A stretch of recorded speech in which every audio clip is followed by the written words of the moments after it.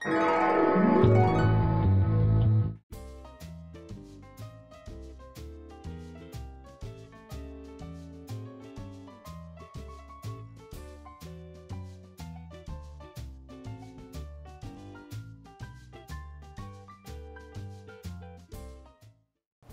I'm Chef Ian Bromstead, and welcome to Regal Fare, where I'll show you how to create simple and elegant meals just like we do at some of the finest restaurants in this country. First, we're going to make a cauliflower soup with Swiss chard gnudi. Then we're going to make a roasted black bass with corn and truffle. Then we'll brulee some bananas with hazelnuts and some dark chocolate. So we can go ahead and get started right away on making our cauliflower soup. So to start my cauliflower soup, I'm going to take just a little bit of extra virgin olive oil. And I'm just going to start sweating some Spanish onion with just a little bit of kosher salt, just to help the onion sweat. What the salt does is it helps release a little bit of the moisture in the onion, and it'll eventually help cook the onion a little gentler. Helps let that moisture from the onion start to sweat out, and it helps keep it from burning. That way we have a nice, tender, translucent, brilliantly clear white onion. So as these are cooking, I'm going to go ahead and I'm going to make just a little bit of pickled red onion. Over in this pan, I'm going to take a little bit more extra virgin olive oil. And I'm going to take just these nice pieces of red onion, and we're going to drop these right in this oil. I'm just going to start to get just a little bit of caramelization on the red onions. Just want to stir these around just gently. You don't want to get too much color. I like to just get just a little bit of caramelization right on the purple side. So now that we're just starting to get just a little bit of color on these red onions, I'm just going to take about a tablespoon of red wine vinegar, and I'm just going to deglaze this pan with the red wine vinegar. We'll let these cook for just another 30 seconds and we'll pull them off. So this way when we go to plate our soup, we'll have these beautiful purple onions to garnish our soup with. So I'm just going to pull these off and just let these sit in that vinegar and continue to get a little bit of pickling happening. So now that our onion has started to come down, we can see that they're starting to get a little translucent, they're starting to wilt. I'm going to go ahead and I'm going to add about 2 tablespoons of sliced raw garlic. And just let this sweat in here. So now that our onions and garlic are sweating along nicely, I'm going to make just a little bit of parsley oil. I'm just going to take about 2 bunches of Italian flat leaf parsley. I'm going to get them into this blender here. And we want a nice generous amount of parsley. It's going to make for a really nice bright green oil that'll look really beautiful against the color of our cauliflower soup. So now that we have all of our parsley in, I'm going to add about 1/4 cup of grapeseed oil. I really like the grapeseed oil for this because it's sort of a neutral oil that'll really take on that beautiful green color of the parsley. So we can just slowly start to blend, and as we're blending, we're going to want to make sure that we're pushing the sides down so that we get all the parsley incorporated without having to add too much oil. The more oil will help it make it easier to blend, but the more oil that we add, the less green the ultimate finished product will be. So I want to try and work all this oil, all this parsley down into a little bit of oil. So we can just continue to blend. Just trying to get all the parsley incorporated very gently. And if we have to stop and turn it back on, it's okay. It's better to try and get a large volume of parsley into a small amount of oil, so we can take our time getting all this blended together.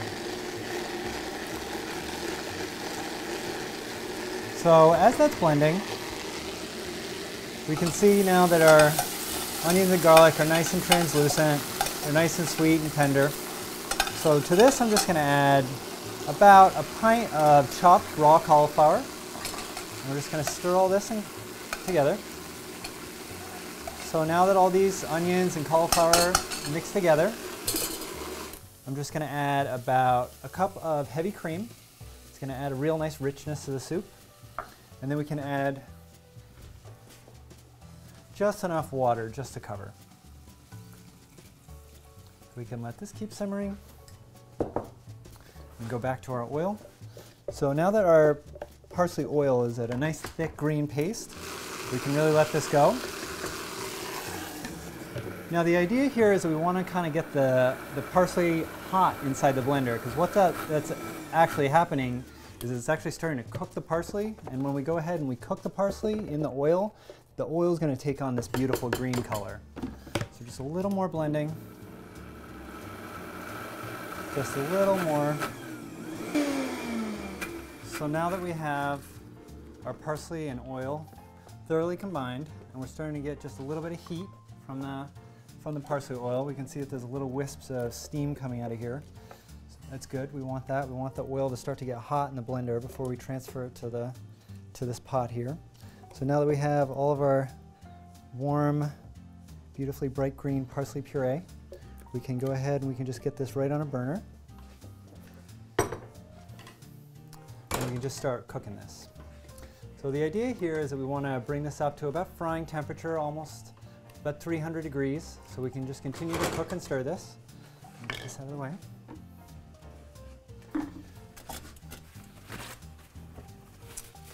So the idea here is that we're just going to cook this just until it starts to bubble.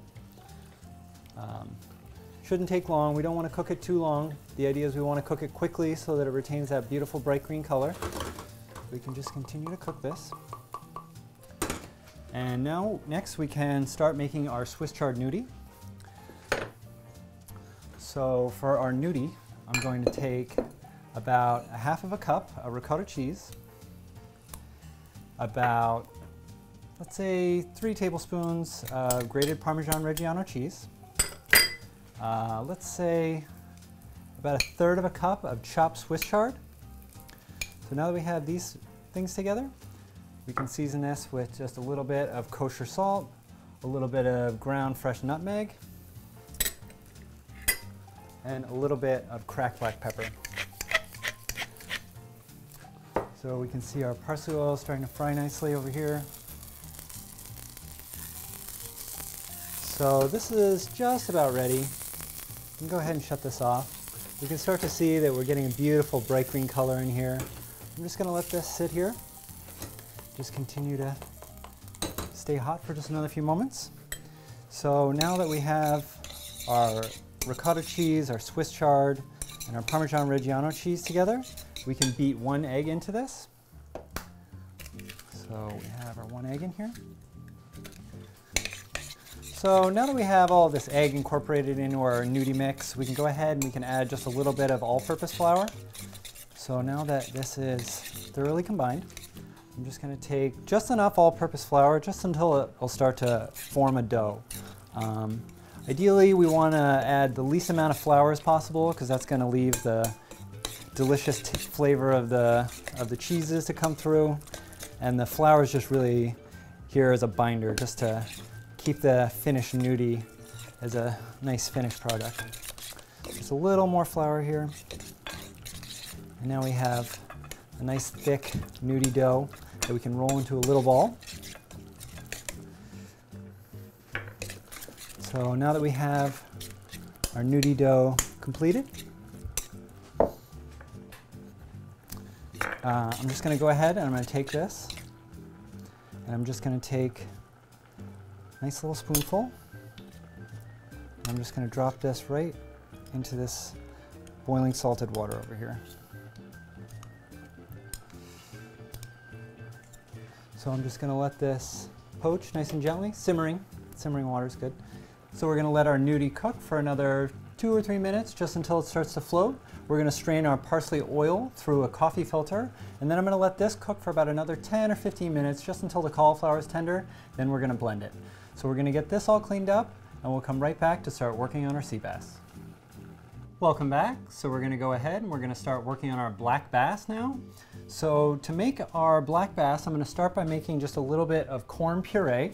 So I'm just going to take a little bit of extra virgin olive oil here, and I'm just going to sweat a little bit of Spanish onion here. I'm going to add just a little bit of kosher salt to the onion. Again, that helps sweat the onion. So we're just going to stir this in nice and gently. So now that our onion is starting to get a little bit translucent, starting to wilt, I'm going to go ahead and add just about a clove of shaved garlic, shaved raw garlic. We're just going to let this continue to cook here.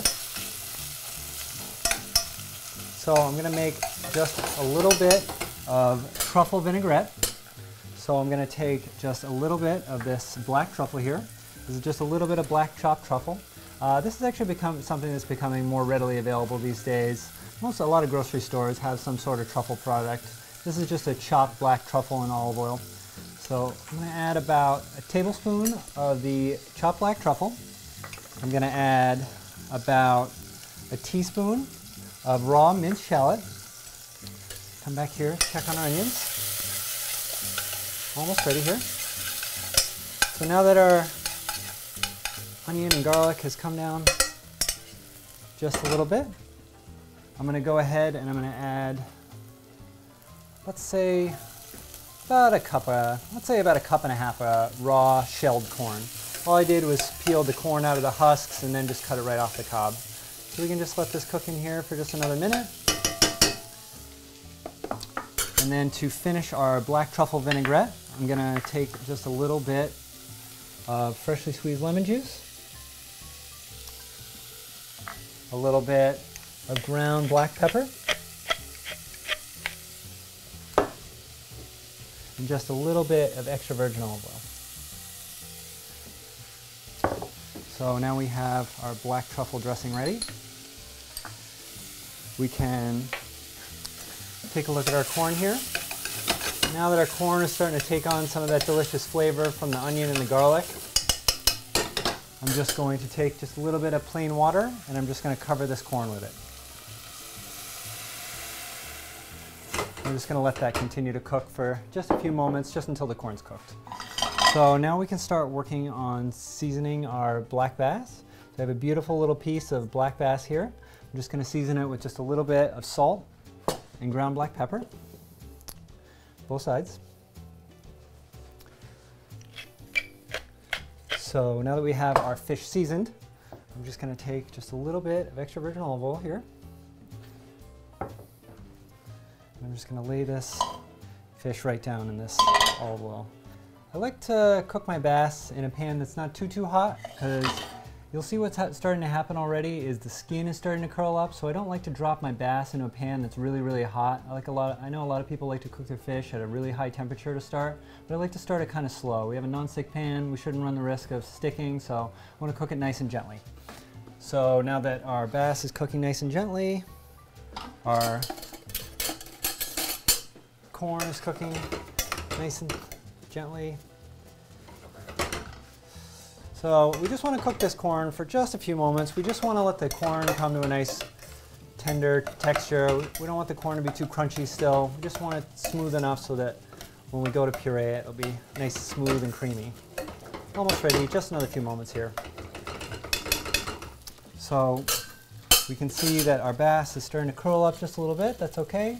I like to just touch it, make sure that it's not stuck to the pan anywhere.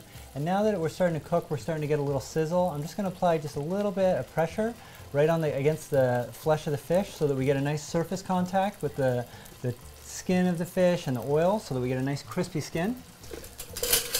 So now that our corn is almost cooked, I think we can go to puree this just another couple seconds. You can see the corn still holding its shape. It's still going to be just a little crunchy. Just want to cook this for just another few moments here. Come back to our fish. Again, constant attention when we're cooking our delicate little piece of fish here. Cook this nice and slowly on the skin side. You can see the fish is still quite rare. Just gentle pressure on the flesh. So I think our corn is just about ready. Add just a little bit more plain water here to this corn.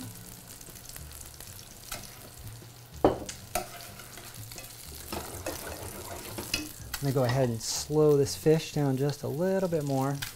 Nice gentle saute on the fish. So now that our corn ragu is just about ready to blend, I'm going to transfer this right into the blender.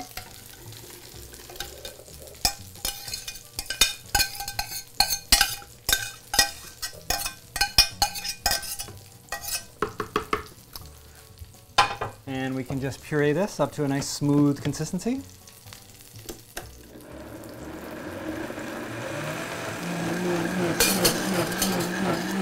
Back, check on our fish.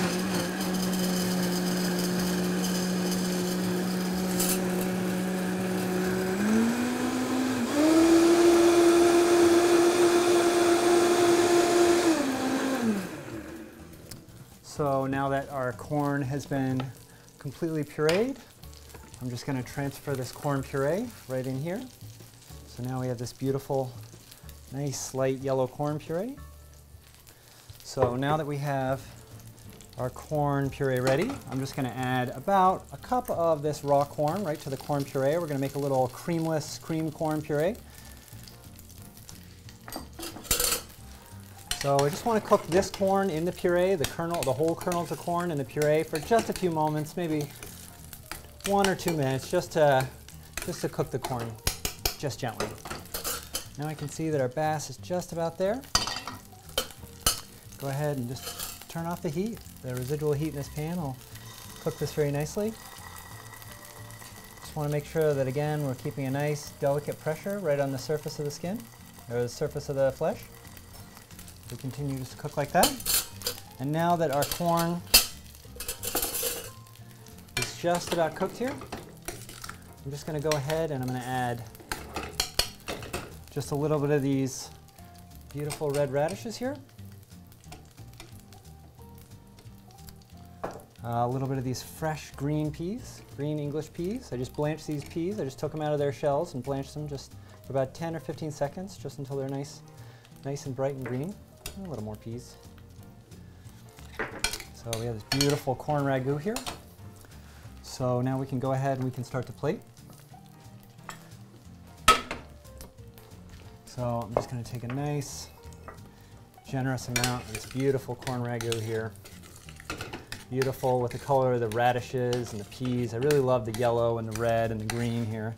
It's really gorgeous, creamless cream corn ragu. Just cook this fish just on the other side for just another few seconds, just to finish cooking. Shouldn't take more than another 10 or 15 seconds on the flesh side. So now that we have our creamless cream corn ragu down, I'm just going to take just a little bit of our black truffle vinaigrette that we made with the shallot and the lemon juice and the extra virgin olive oil. I'm just going to get a nice amount of this beautiful black truffle vinaigrette all over this corn ragu. I really love the colors here. I love the black and the yellow and the green and the red from the radish. So now that our fish is completely cooked, I'm just going to lift this guy out of here and set this right on top. Now, this is kind of a fun thing that I like to use a lot. This is actually just popcorn that I put in the blender. It makes for a nice white, light, powdery popcorn, and the flavor works really well with this because it's popcorn and the corn ragu. And then, just to finish, I have just a little bit of these pea greens. These are just little pea tendrils. I'm just going to put a nice little tussle right here. So here we have our roasted black bass with corn and truffle. I'm going to get this cleaned up and we'll be right back to brulee our bananas. Welcome back. So we're going to go ahead and start working on our dessert course now. So I'm going to start making just a little bit of whipped cream here. So I'm going to take about, well, let's say 3 tablespoons of heavy whipping cream. I'm going to season it with about, well, let's say a teaspoon of white sugar. And we can just start whisking this. So pretty quickly this will turn from a liquid to a pretty thick, rich foam here. Now we can start to see it's already getting some texture. It's already starting to get nice and thick. So now that our whipped cream is thoroughly whipped, I'm just going to add about a half a teaspoon of vanilla extract and just whisk that in. So now that we have our whipped cream ready, I'm just going to go ahead and I'm going to transfer this to a pastry bag that I fitted with a little pastry tip. So now that we have our whipped cream ready and in the bag, I'm just going to pull it out of this little bain-marie here. Just squeeze all this whipped cream down to the bottom. So now that we have our whipped cream ready, I'm going to go ahead and I'm going to start bruleeing some bananas. So I'm just going to open the banana, and I'm going to split it down the middle.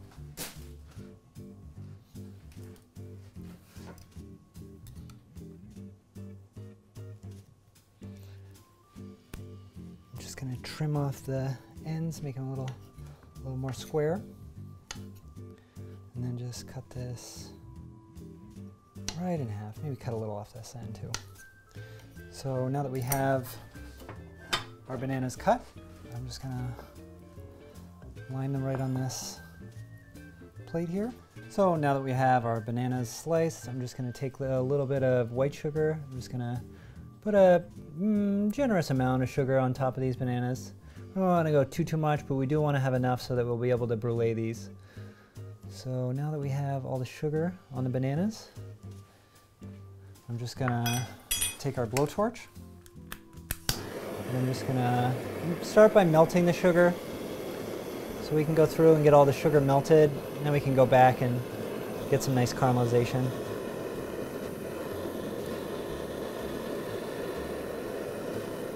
So now that we have all the sugar melted, now just very, very gently, I'm just starting to get just a little bit of caramelization from the sugar.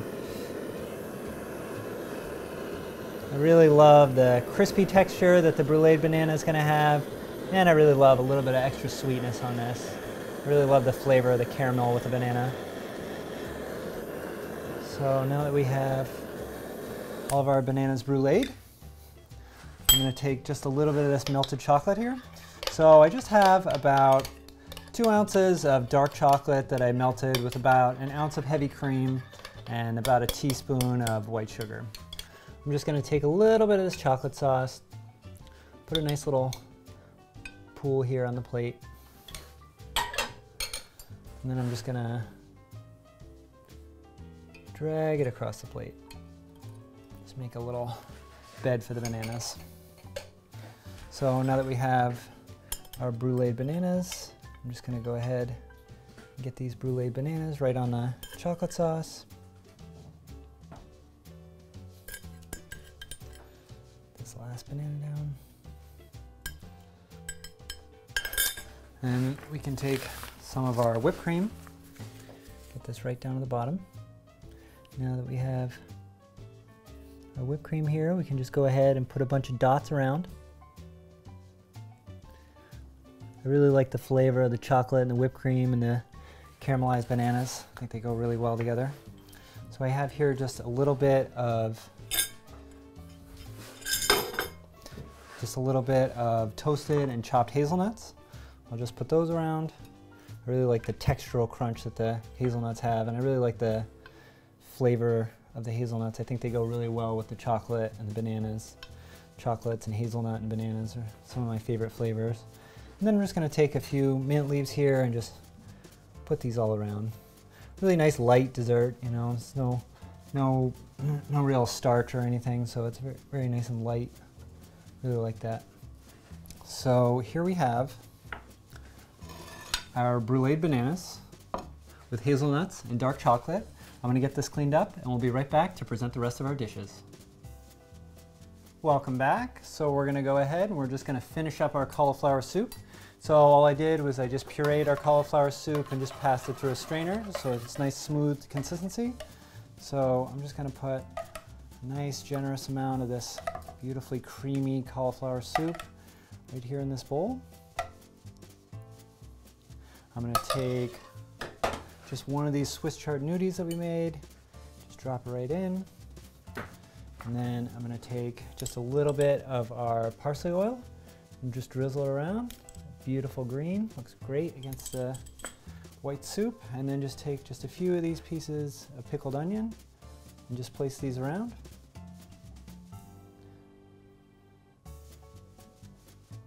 And then here we have our cauliflower soup with Swiss chard nudie. And if you remember, we have our black sea bass with corn and black truffle. And then to finish our meal, we had our bruleed bananas with dark chocolate and hazelnuts. I'm Chef Ian Bromstead, and I hope you enjoyed this episode of Regal Fare. We'll see you next time.